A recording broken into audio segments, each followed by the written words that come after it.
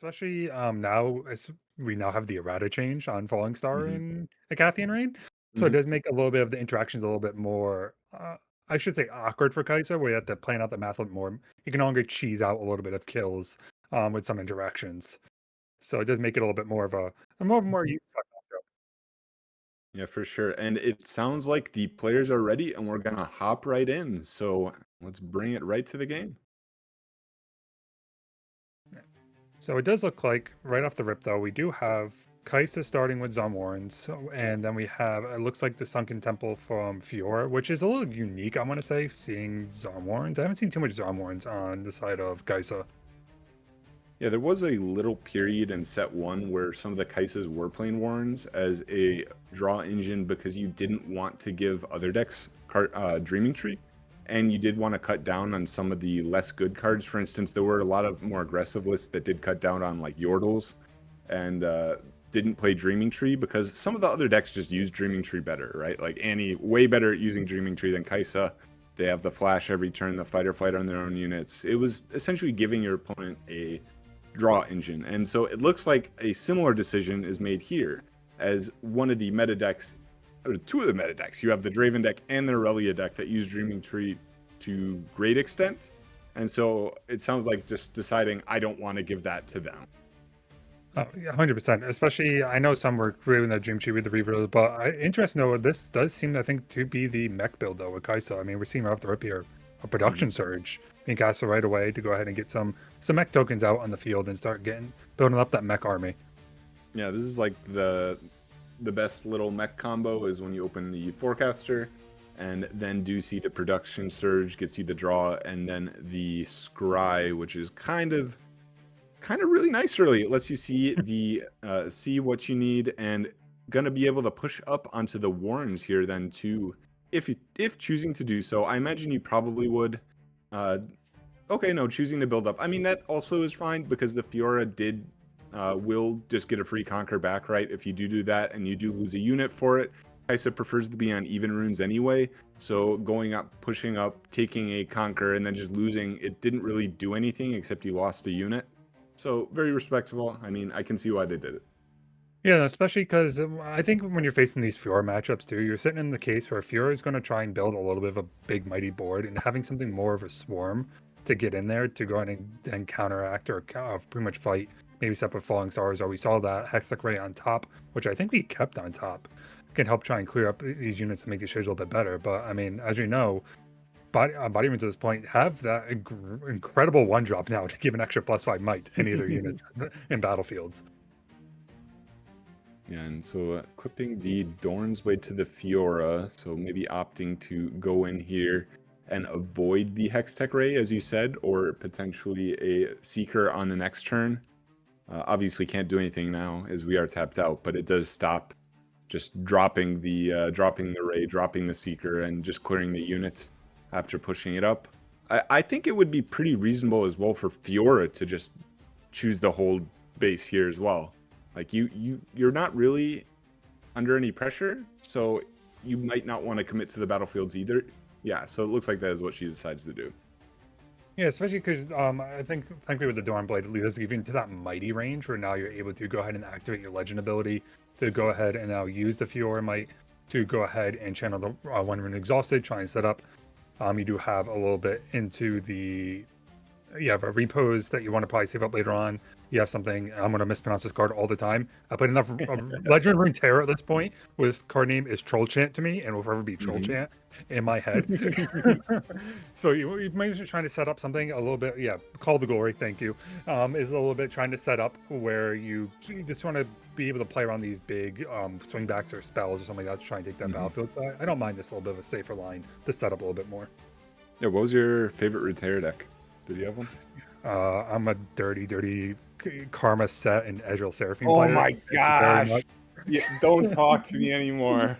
I like to draw cards, man. I Oh like to draw cards gosh. and control the board. That's why I play See, Annie. I'm so you make me mad because I played early in Soul, like early on, and I was like, this is so much fun. I get late game and then I win the game. And then I took like a couple year break and I come back and I'm like, okay, I can't play a Soul in like the standard anymore. I'll play it in the expanded.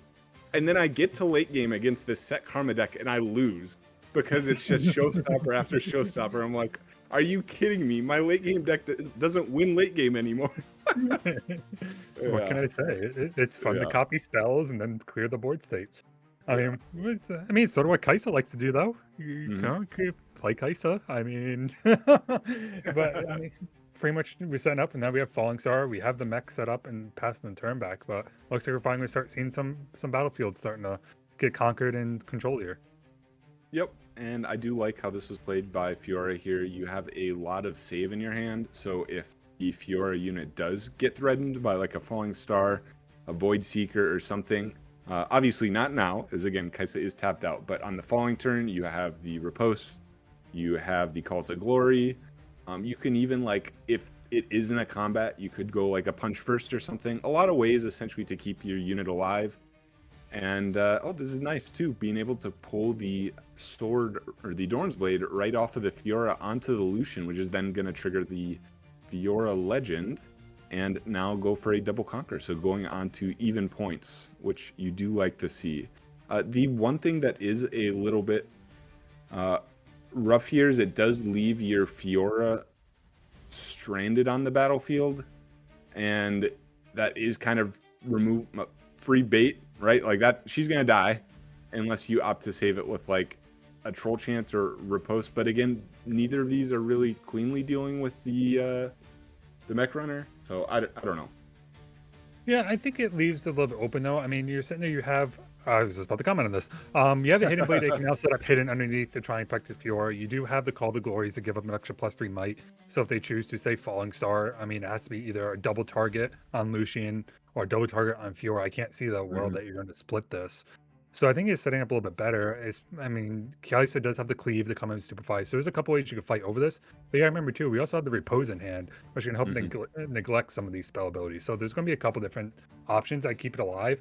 Like you said, it's not the best setup, but I think you definitely have enough ways to fight this off where you might be able to just hold this battlefield for at least one more turn before you're able to run her back. Yeah. And something to note against the Fiora deck, and this is like I was saying last round, is understanding the other deck's game plans and their options.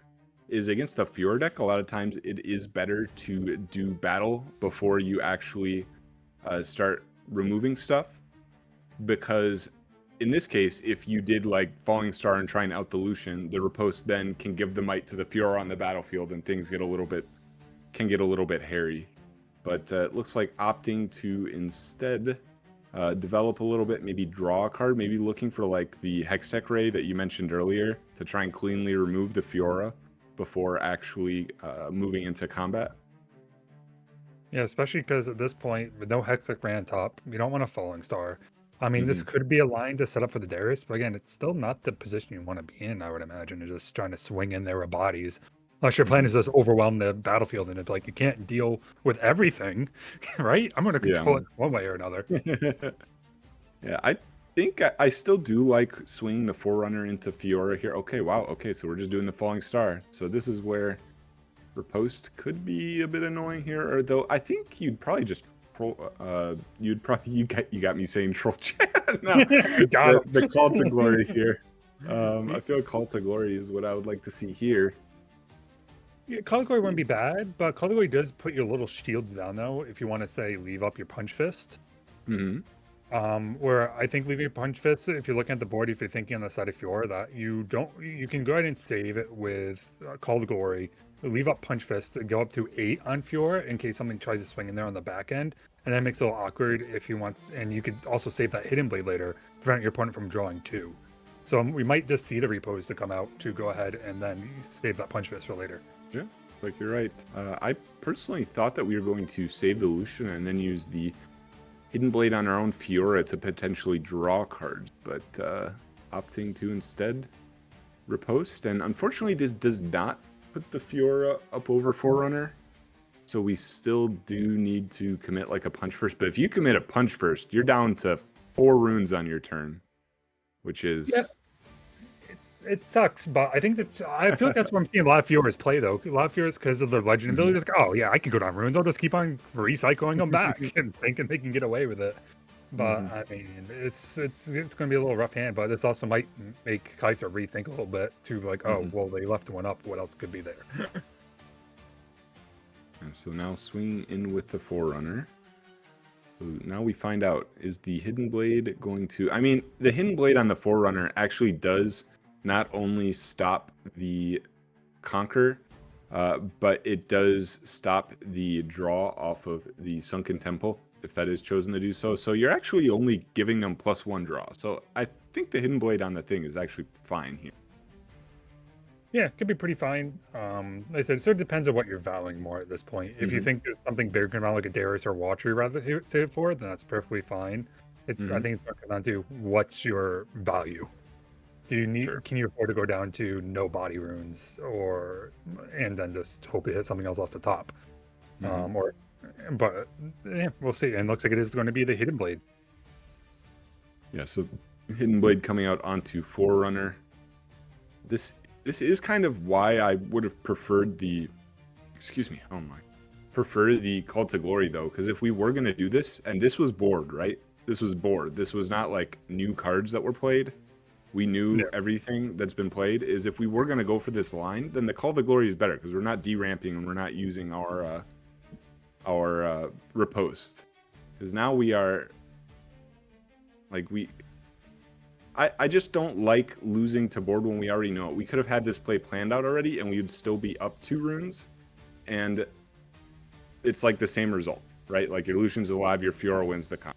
So I don't know. Maybe it was like a pivot mid-turn. Maybe they still have something else planned. Maybe they're like afraid of a, like, I don't know, like a double cleave or something on Fiora with the mech onto Fiora. But I would expect Kai'Sa to probably just pass here, to be honest. Yeah, I think we sort of have to at this point. We have no Fury runes available to us. Oh, we're actually just going to swing in here. I guess we do have the cleave to bring up the 5 and cause the trade that way. I wonder if we're going to see the Punch Fist now just coming out here just to go ahead and keep that Fiora alive and control that battlefield up to 3. Makes it a little bit harder to swing back. Oh, agreed. It is expensive. But also, yeah, look, Kai'Sa has no Fury runes, so there's not too much you have. You know, there's Falling Star. You don't see Piercing Light. There's nothing fully to worry about slapping back unless there is something like, maybe another Cleave or Stupefy. But I don't think there's not too much to worry about. Yep, it's a die. Yep, it's a die. I mean, losing the Fiora Worthy does kind of suck because your deck otherwise does not have Accelerate really. So you are kind of forced to play the slow game, play a unit, which is kind of rough against the Kai'Sa deck, right? Because they can just clear your bench if they do have the cards for it. Like the Falling Stars, I mean, we see one right in hand, the Rocket Barrage, not a super common card, but definitely a good option here once you've removed the, It looks like thinking, because I think there was going to be a trade. Okay. And I think he wanted to clarify, maybe he wanted to Stupefy Fiora to leave the trade up. I mean, to negate the trade. I was under the impression that he was okay trading there, but this does work too. I mean, you do have to find the times when the Stupefy is going to find value, and a lot of times against these bigger decks, it's not. I will say it does find value in when you do have the Rocket Barrage card in hand, because I believe it does 4 to a unit in the base. So that does mean that you are sniping the mighty units in base. Yeah, it is 4 to unit in base as well as kill a gear. You choose the effect, or you can repeat it for another 4 and a blue, which not really the most, not the best repeat cost. That's a lot of resources. It's very expensive, but all right. So threatening a trade here, I would not be surprised to see like all the glory. You were going to say Troll Chant, weren't you? I was actually going to say it might be Punch first, unfortunately, because the problem with this play now is you can't establish another unit. Nope, you cannot, but I don't know. So we get that. I guess we're paying one to draw one anyway, so we're going to be using 3 resources no matter what. No, 2, sorry. There'll be 2. Yeah, you would have enough for another unit here, because the scary thing here now is if your opponent does have the answer for the backline, like I said, like they do have a Falling Star, I don't see how you win at that point, because your bench is just getting cleared on repeat, and you can never establish units again, which is why I would have liked to see it. As bad as it feels to have to use a punch first to save on a unit there, at least it lets you establish 2 bodies. There's an argument for also pushing the Lucian onto Zaun, and I actually think that was better now in retrospect, because you still get to see another card, and you aren't put in a position where you're randomly losing the combat tricks from the Kaisa, and then you're free to establish your unit and still have like energy for a combat. So I don't know. Yeah, we have also 2 good cards between. There's pretty much all 4 good cards in the hand. So it's like, Yeah. what do you want to discard here? The Fiora or the Set, and it's just. But that Cathy Rain off the top does look a little menacing. But you gotta remember that Dorn's Blade, if I'm not mistaken, does give deflect. No, No, there's that's not one the one. Deflect? Hex Drinker gives deflect. Dorn's Blade is just a +2. Yeah, +2. Okay. Yeah. So that one, so Cathy Rain could go ahead and clear up Lucian at this point if we wanted to, but that's gonna tap you out of everything. Yeah, I don't think you really need to at this point. I think the Kaisa is in a pretty commanding position here. The Acathian Rain is going to go really hard now that the worthy Fiora, is kind of out of commission. So you can just choose to play it a little bit slower here, and then Acathian Rain on the next turn when you're hitting 2 units with it potentially. I will say I'm not a huge fan of the extra conquer there, though it's probably fine because you are almost guaranteed to get a hold here, right? Unless there's specifically a challenge. So pushing up does mean that you are going to 6, and then you can go full retreat. So it'll be Lucian takes 1, hold 1 to 6, and then you can just retreat on your turn and play like a Darius in base, and then pass with 5 units in base on 6 points, and your opponent has to deal with that, which is going to be pretty hard. So actually don't hate it in retrospect. Yeah, it's a pretty well set up now at this point for Kaisa. Kaisa's in such a strong holding point. I mean, like you said earlier, without the Fiora strongest, there's nothing to give like an accelerate style to their board. So wherever they play is going to be a turn too slow, and you're pretty much going to play in the swing back next time. Or even there's the case, depending on what's on top of the deck, is I know we saw one time warp. I don't know how many other are in the main, but it could be trying to set some up later on with that. But we're going to see that set brawler come on down, get that buff counter, and try and set up next turn to try and take back, and I guess try and hold in two more turns. Yeah, powerful card, but might be a little too late here, as Kaisa is going to go up to 6 here on the hold. And there's a Falling Star too, so you can go like Darius Falling Star and just remove a unit, and they're stuck with 1 unit. It's so bad. There's even the case here you could watch her in the Falling Star too. I was gonna say Acathian, but yeah, that works better, doesn't it? You just play the Watcher non-accelerated Falling Star both units and say like, how are you winning? And even the best way, you Falling Star first to make your opponent go question mark and not really understand what's happening, and then Watcher it afterwards. But it looks like we're gonna go the Cathy Rain route instead. Yeah, I guess the downside of doing the Watcher Falling Star route is that it does get punished pretty. It gets punished a fair bit by riposte, right? Because then you just like played your Watcher and kind of wasted its on play. But Acathian Rain isn't really any better, right? Like I guess it does leave you up next turn for having the Watcher Falling Star, right? When they do try and hold, because Watcher Falling Star is pretty hard to hold against, as it is gonna almost guarantee clear 2 units. That being said, the Kaisa does take the game. I think the turning point for me was the turn where the Fiora did end up dying, as it makes the Fiora deck a little bit too slow. And again, easy to say in retrospect, but I wonder if there's a world where you just say, screw it, I'm punch firsting and I'm saving it no matter how much it hurts me.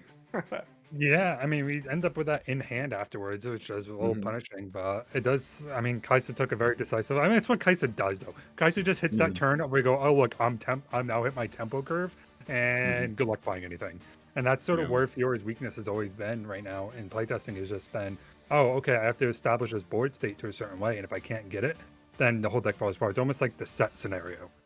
I'm personally, the jury's still out for me. I mean, I can see the Mhm. arguments of both. It sort of depends on what I think it's going to be a more of a meta call deck than anything. That's going to be like, okay, which one do you want to bring? I think the tempo version is still great no matter what, but the mech does bring a little bit more of a aggro-ish board flooding package and having to worry about Mhm. just playing Watcher or Darius. And if you don't hit those, GG's. That's, I do like the Singularity card in this matchup. That card could be quite nice. Yeah, Singularity could be really good. Especially, oh, I just realized we're playing Void Gate. Oh, okay. Yeah. So Void Gate Battlefield coming out. Singularity now does Mhm. okay. All right. I could see the vision. I can see it. Yeah.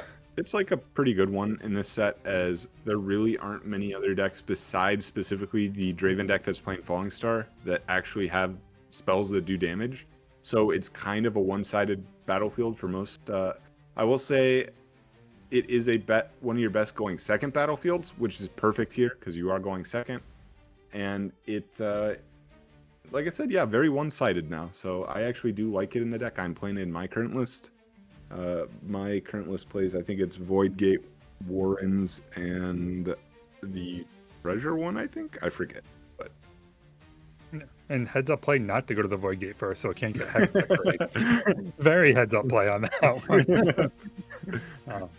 Allowing that early conquer Mhm. with the Agro and be able to sit there more than likely, because you don't want to imagine wasting a rocket barrage or anything like that on it. So you're just gonna get one hold value out of it. And Yeah. ooh, a Cathine Rain off the top. We're just hitting all the tempo spells right off the rip and ready to sit there and just go, yeah, I'm gonna go ahead and just clear your board and hold it at this point. Yeah, it does opt to keep it. Is interesting. I feel like you have a lot of removal in hand. Maybe he just decides he wants more. Or maybe there even are two Acathian Rains on top. I don't know. But no, we can see he put it back to the top. That is funny, though, as it is a lot of removal. 5 removal cards in hand. You do still always have access to that Kaisa champion, which we didn't see last game. It was just not needed. No, who needs it when you just have an army of mechs just crashing battlefields? I mean, the conquer effect to draw one. That's so old news. Now it's called I want to win a combat to draw a card. Forget conquer. True. True. And we did get that rule revision, which made it a tiny bit worse for Draven, an absolute minuscule amount. If you do get, so if your opponent does attack into you, and your guy gets stunned, then you do not get a draw. So poor Draven missing out on a draw one every 100 games. Unfortunate for him. But anyways, it does look like we have been able to buff up our Sea Monkey to be mighty, triggering our Fiora. So that's a nice little interaction there with the Pit Rookie, Sea Monkey, and Doran's Blade combo. We got that 3-card combo going. Yeah, definitely. I mean, being able to get the team also has out of range for most kill spells. So Rocket Barrage is out of range. The only thing that kills it now is pretty much a Singularity. So it puts it in a very strong position. Now the question is, what do you want to do on the back end? Are you better off leaving up the repos? How much do you want to go ahead and save this Sea Monkey later on? Or are you just going to try and set up something like Illusion and looks like we're just going to leave it up and pass the turn? Yeah, I think you definitely do retreat it, and there is a new card in the hand. We did not see that first made in the last game, so there is another accelerate option. We just didn't see it in the last game. So unfortunate for the Fiora, whether they are main decking it or not, but that does prove that Fiora worthy being outed is not the end of the world. Yeah, and now we're seeing Kaisa actually putter a little bit. I mean, granted, there's a lot of kill spells in hand, but it's no units to back it up. You're just going to sit there with units. We might actually see Kaisa Survivor come on down now, just to go ahead and try and maybe filter out this hand a little bit. You definitely wouldn't hate it, and you could opt to as well push the Kaisa Survivor up onto the Void Gate here, as it does mean that if they push in with a Mighty unit, you have a Stupefy Stupefy Hextech Ray to win that combat if they do choose to do so. Otherwise, honestly, I don't hate maybe just like playing your Kaisa in base and passing another turn. You could also go for a Rocket Barrage here and opt to kill the Mighty unit and with the Stupefy. I mean, it's kind of hard here because you don't want to push up on the battlefields with so few units. As if you do get cleared, you kind of reversed the game state from the first game, right? Where the Fiora just had no units. Yeah, you really, I'm like just trying to think of other lines. I mean, there's a line of Singularity, but that feels bad. Your opponent has 3 runes up. It could be anything that blows out that Singularity out of the water. Hmm. So you don't want to up and all right. I guess I spoke too soon. I guess we're going for the Singularity, and going to go ahead and get possibly blown up. So you get to go ahead and choose that friendly unit, counter that spell, and then give might equal to the other unit, and pretty much keep everything out of range here. Yep. So this is a little backbreaking. It was it's a bit of a turn skip from the Kaisa, though this does mean that the Fiora did have to recycle 2 runes, so only going to 6 on the turn. I wonder if there was a world where, let me see, so you'd be up to 6, 8, 3, 7. Nah, you probably do save it. I was just thinking if there's a world where you actually do just let that go through, and then you can go like Fiora worthy, play Fiora victorious, attach Dorn's Blade to Fiora victorious, push up, and then it just kind of reestablishes and you still have the riposte in hand, but you're only at 8 runes, so then your riposte isn't actually live. So I think this is correct. Yeah, I think it's good. No, it's... I was saying, yeah, especially because the fact, I think when you've seen your opponent stutter a little bit and you only have 2, they only have 2 units on the board, I think saving something that's huge sort of might be the better play. Because then you can try and set up later on with that Fiora or the Lucian and then take over some battlefields afterwards with that. And I think that's what we're going to try and do is like, call out the units and tell your opponent, do you have enough kill spells before you build enough units? Or am I just going to run away with it at this point and just be able to build up my board state instead? Yeah. For sure, and it is a little bit of a sign of weakness, right? If you're just using a Singularity on a 2-might unit. Yeah, using a Singularity on a Pit Rookie is not the best feeling in the world. And so opting to let the combat go through, I mean, this makes sense. You'd prefer to Ray on the second combat if you do choose to do so, as it will... I mean, I say that, and now I'm thinking about it, and I'm like, I'm pretty sure I don't. With 6 up, there's just too many buff spells for that to be real. Yeah, just too much up, and it looks like we can go ahead and we're going to see that first mate coming down. We're just going to try and keep the Sea Monkey alive as much as possible, it seems. Sea Monkey is our cornerstone of the deck this match, and that's all we're going to be using. Nothing but Sea Monkey beating you down and getting there as much as possible. I mean, it's the most value Sea Monkey I have seen in a while. There was a runes, I think it was the Runes and Rift 5 or 6. We had a Draven's biggest, or was it Draven's fan or something? What's his name? The little dude. Draven's biggest fan, I thought, isn't it? The 2-drop that. Overzealous fan. That's what it is. Thank you, Paul. We're thinking the Riftbound name. not Riftbound, the Legend Runeterra version. That's what we're thinking of. There was an overzealous fan that was pumped up to 7 might with like 2 or 3 equips on it, and it scored, I think, 5 points on its own, which was very funny. So a little bit of a repeat here, and now we see the Falling Star. This monkey is giving him PTSD. That is for sure. I mean, it is split though between the first mate, so it is going to go ahead and be 3 damage. Just the monkey. Monkey will have 2 left on it. I imagine we might see a Piercing Light maybe to then clear that up, and the Pit Rookie. Yeah, this is nice here because you get to save the first mate and you get to trigger the Fiora Light. You do, actually. So that is really beneficial. The downside is you're going to go lose this monkey, but I mean, if you have a monkey at this point, I guess the first mate can go ahead and take that role at this point. Monkey did his job. We loved you, Monkey. I'm trying to think. So I'm trying to think of the plays here. So there is the line here. Or I guess you're fine. You're going to go ahead and Piercing like the 2 in the back line. You can Stupefy the first mate. And then you could Ray the... Okay, so... Oh, sorry, Battlefield first. Sorry. So 2 there. We can't repeat it because there's not another 2 in the battlefield. So we can't Ray it. So the only thing we have left is a Rocket Barrage. Which... Alright, not too bad. I was trying to think if there's a line you can kill both, but... I mean, kill all 3 still, but no, there isn't. Nope.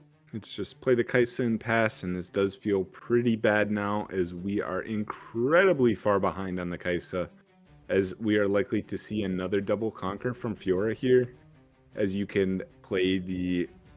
It is about time you could play the Fiora worthy if you wanted to. He could also choose to just play it slow again and build up. I don't imagine we'll see that though, as the BF sword makes things pretty tough for Kaisa to cleanly remove. Quite a powerful equipment. Yeah, I mean, as long as you're going for the double conquer, there is a line. We can go into first mate, move up, play Fiora, play Lucian, reconquer, then move the Lucian back and make it a little bit harder. I mean, I guess if you're trying to play around a Cathian Rain so much. But looks like, yeah, instead of this conquer first, we're just going to go ahead and equip the Lucian, untap it, and I guess Lucian's going to go ahead and take the battlefield first. Now, these numbers aren't great, though, because now we do lose... It is everything to rain, right? So 3, 6... Yeah, we do lose everything to rain. There are 3 up. You are bluffing. You are bluffing like a riposte or whatever. Oh, okay, never mind. Not anymore. Never mind. But I guess you want to get 2 Lucians set up, just take battlefield at 6, pretty much do the Kaisa thing and get up to 6 and retreat everyone back and try to get the reconquer next turn. But I think we're so 5, 8, 11, 13. So just the first mate will probably get out of rain. Oh, you have the Stupefy. That's right. Yeah, you have Stupefy. So yeah, everything still does board wipes at this point.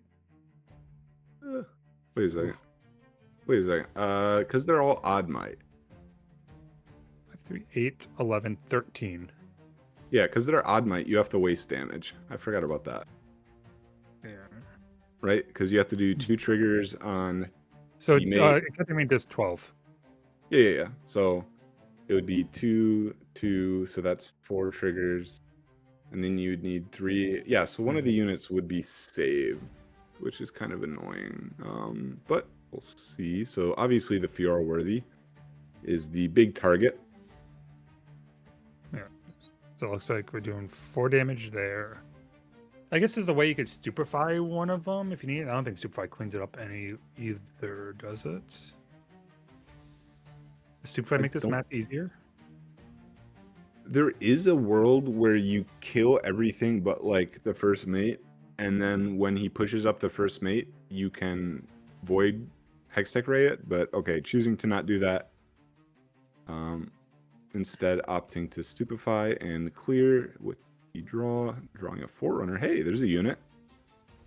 There's a unit, but a little too late. I mean, Kite's just probably going to try and move up to conquer the draw, so we could try and prevent the double conquer at this point, or maybe just use both the units to hold one to try and prevent a double conquer. But it's not looking too ideal at this point. I actually like this position for Kaisa now. Oh, that makes it a little bit better. So my thought here is that the Fiora player is forced to develop this turn, so we're just passing a turn, right? And because the Fiora player is forced to develop a turn, you are able to get a extra draw off a Grove. And I say this assuming that they aren't gonna like aggressively play, because they could, but I wouldn't. If you do end up developing, it would force your opponent to go. You get the draw off a Grove. You get to, and then the Rocket Barrage is actually going to be able to start clearing stuff. But okay, never mind. We are not developing. We are swinging in big. Who develops Void States anymore? It's all about winning. Yep. You got to win those combats. It's like we did miss the Fiora trigger, unfortunately. Yeah, we did miss that one. But looks like maybe saving it for... actually, no. I don't know why we're saving it. You could go like play you could go just like play set and then trigger it off of that. You could also just play the BF sword, trigger it off of that. Like there are multiple ways to still trigger it. It is a bit funny that they chose not to, but I guess the choices here right now are is it set or BF sword, right? I imagine you're just gonna play set to come into the buff counter because I think you just represent enough 2 big units. Like, do you have enough spells? You have another Cathian Rain to kill these? Because you still have to waste enough to get this first mate off the board.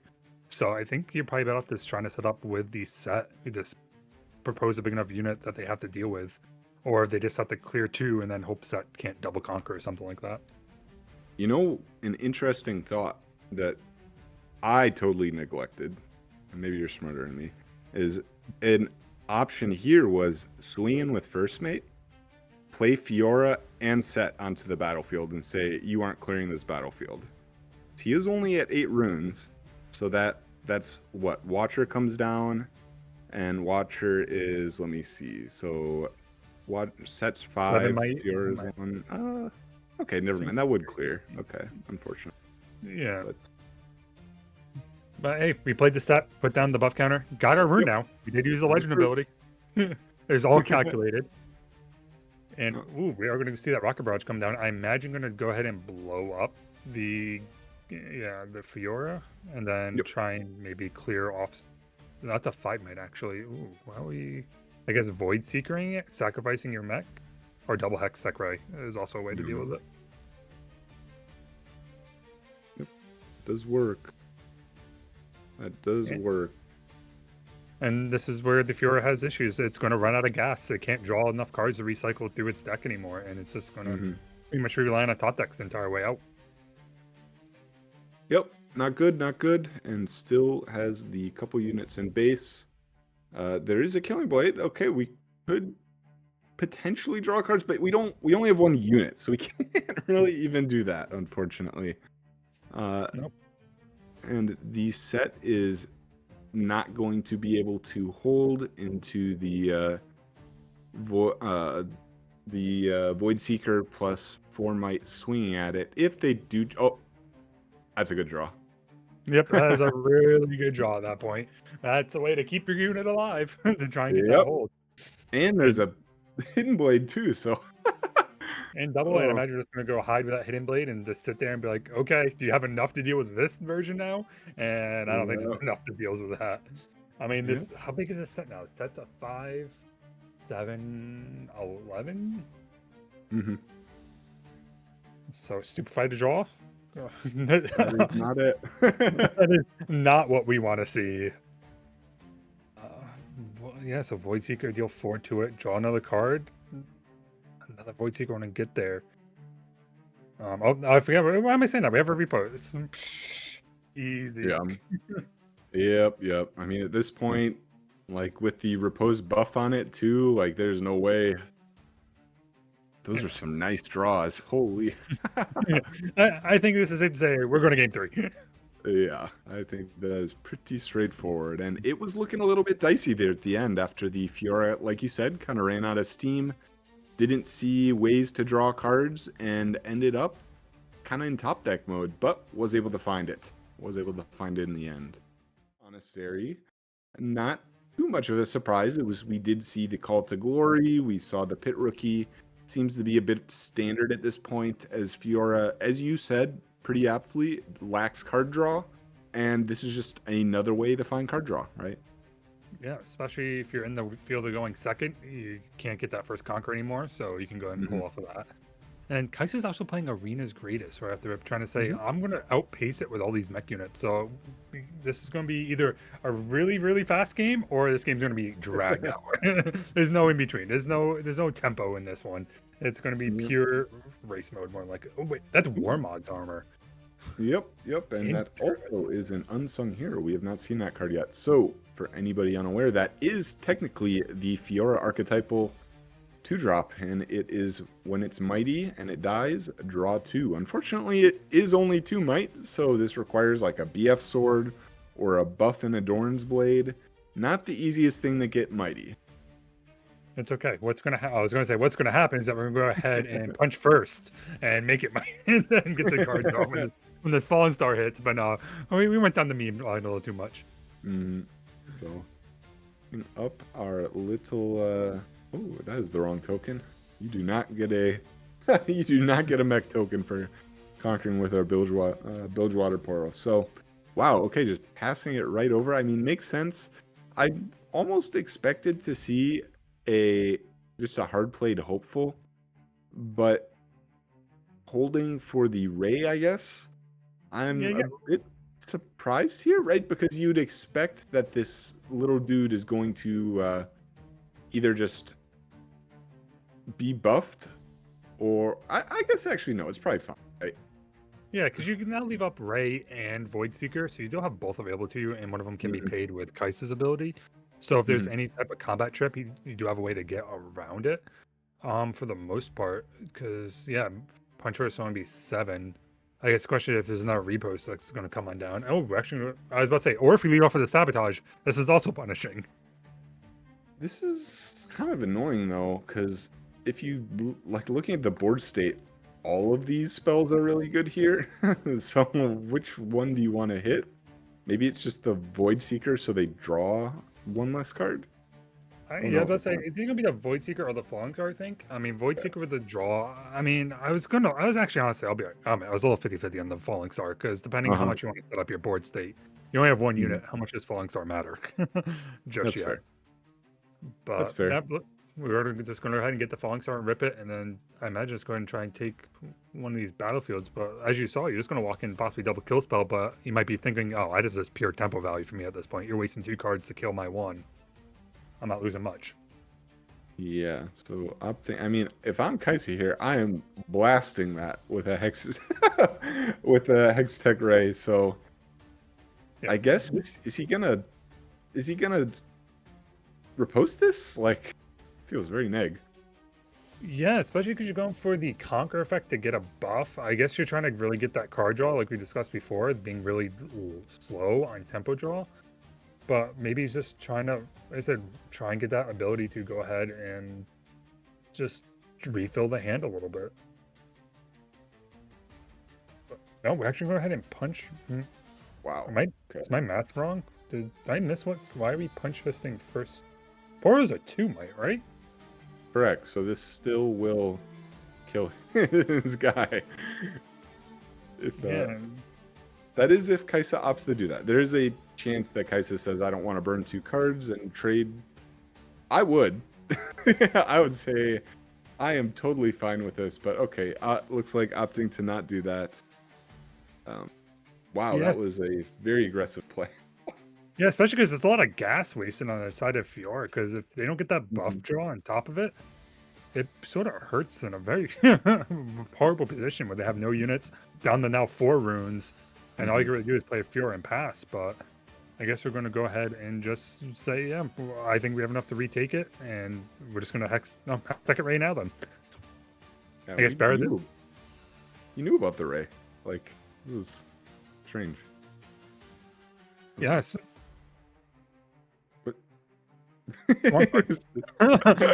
Remember that Void Seeker can only target battlefields and not the yes, base. yes. Well, at least here it does look like Fiora will be able to. Oh no, they won't be able to draw a card because there is a Void Seeker in the hand, unless of course you do opt to play your Fiora worthy. And nope, that still doesn't do it. So you do have to commit 3 power this turn if you want to get a single draw. Yeah, because I was going to debate whether it was worth it just to bait the Void Seeker out in Rebos, maybe. But and now because you just lose on the backswing to knock his whole. Oof. Oh my gosh. All Yeah, right. that's bad. That is bad. All right, folks, pack it up. Yep. Yep. We're being the full tempo player at this point. We're just gonna go 2 and 2, clean that up, and then just say, yeah, what else you got? I'm just gonna keep this board state in my favor, and I think it's gonna stay that way. I mean, I was gonna say I expected him to attach the Warmogs there to the Fiora worthy, so that she didn't die to a top deck Falling Star. Because I think dying to the top deck Falling Star is like the game.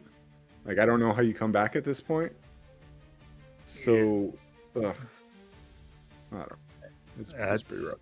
That's devastating. And we have a Hidden Blade on top, so not ideally what we want to see. I mean, we're gonna have the set come down. We might see the set put on the Warmongers if it really wants to, but no, we're at the buff and then pass the turnover. And we have the mechs. We're ready to roll, as guys. So we're ready to set up anything we feel like. It's like, yeah, we're at six points at this point. It'll drop one of our 6 might units and say pass, and so then go, okay, can you hold back 14 damage, 14 attack next turn? You can even play your production surge too. Oh yeah, So, 17. Yeah, can you hold back 17 on top of everything else? Yeah. And a smoke. Yeah. Well, I mean, there were decisions made at the early in this game, and they led to this point, so you can't be too upset. But it does feel bad when you go all in on a play like that and you do get punished. And sometimes, especially when you do sabotage and you rip the Falling Star, you're like, there's no way he top decks another one. Unfortunately, did top deck another one, but that does happen. So there's not too much you can do about it. It does. It is part of the game, and you do have to kind of make these decisions when you're playing. So it does have a lot of options here in hand to try and stop this conquer. I will say, if I am Kaisa, I could also just full send everything onto the other battlefield and say, how are you dealing with these? Yeah, I was about to say, I'm not sure if I fully agree with playing the Fiora at the other base, because Kaiser could just go, okay, I'm just going to stack all my might over at one battlefield and try and take it off of me. Because everything would have to run back unless you're top decking a first mate or something of the sort. Yeah, because you could just go like push everything onto arenas and then play like another Forerunner or something like it. Okay. Yeah, get the conquer first, get the draw in a hexagram. Yeah, we're set up. We're good. Yeah. Nothing's reconquering this battlefield unless you're able to kill it all. Yep, so it looks like that is what we are opting to do, which makes sense because even if he does deal with this, there's 2 Forerunners, so you have to deal with another 12 might and mech tokens. So Yep. And yep. entirely Hidden Blade cannot go across battlefield. This is true. Sabotage will not do it. So that's more likely going to wrap it up, I imagine, at this point. Unless you want to Hidden Blade one of your units and top deck something miracle. Yep. So consequences of our actions. Maybe playing a little bit too aggressive early, not being okay with playing a bit of a slower game, and it did come back to bite him in the butt. So what can you do? Unfortunately, it is looking like our Fiora friend, our Fiora hero, is going to fall here, and the Mech Kaisalist move on to the final. How much might's at this battlefield? 4, so 6, 12. I'm trying to do math here because Fiora does have ganking. Yeah, but it's like infinite might, right? Maybe I'm wrong. You know what? You're right. Maybe I'm calling it too early. I'm just trying to do math because we have 8 here. We have another 5 with Punch Fist. Okay. Another +3 with Caligori. So that's another 8. So 16. 6, 12. No, mind, that's not enough. Call the Glory maybe. No, so Call the Glory does that. We're one short off of having an extra up for repos. So no, I think we're going to be just short because it's going to be 6, 12, 16, 20, 23, 25. And yeah, Smoke's going to come down and say, yeah, let's go ahead and shrink this to make sure. Oh, yeah. Because even if the Fiora was able to full conquer here, it is going back to Kaisa with 12 might and mech token. So anyways, it does look like Fiora is going to lose this one. They're a little bit closer than I thought at the end, but